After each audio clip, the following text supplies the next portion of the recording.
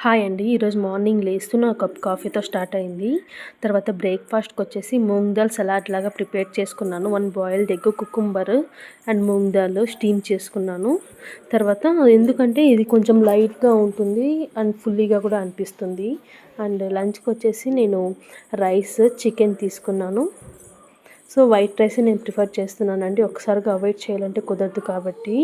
తర్వాత నేను లంచ్ అయిపోయింది ఇంకా. డిన్నర్‌కి 4:00 కల్లా స్టార్ట్ చేసేసాను. Beans, egg curry.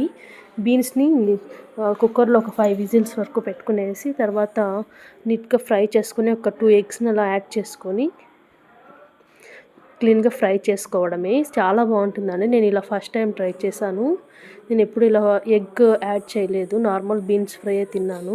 యూట్యూబ్‌లో చూసి ఈ రెసిపీ నేను యాడ్ చేశాను. చాలా అంటే చాలా నాకు నచ్చింది. సింపుల్‌గా 1 రోటీ అండ్ బీన్స్ కర్రీతో